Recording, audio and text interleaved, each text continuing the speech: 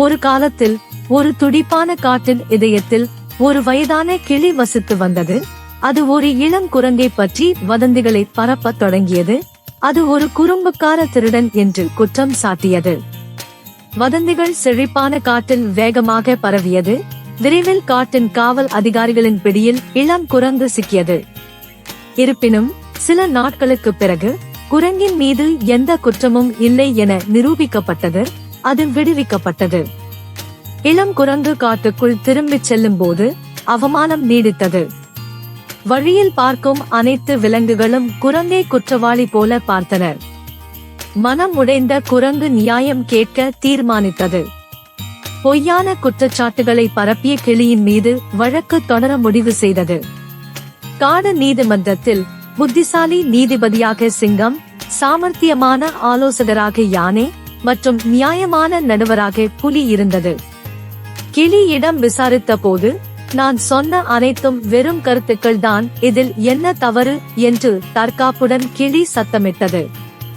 சிங்க நீதிபதி கம்பீரமான கர்ஜனையுடன் கிளியிடம், குரங்கை பற்றி நீ சொன்னதையெல்லாம் வாழை இலையில் எழுதி துண்டு துண்டாக கிழித்து வீட்டிற்கு செல்லும் வழியில் சிதறிவிடு. தீர்ப்பை கேட்க நாளைக்கு திரும்பு என்று கட்டளையிட்டார். மறுநாள் சிங்கம், யானை, புலி கிளியை பார்த்து, நாங்கள் தீர்ப்பு சொல்வதற்கு முன் நீ நேற்று சிதறிய வாழை இலை துண்டுகளையெல்லாம் எடுத்து வா என்றன. கிளி, என்னால் எப்படி அதை செய்ய முடியும்? காற்று அவற்றை எல்லா திசையிலும் கொண்டு சென்றிருக்க வேண்டும்.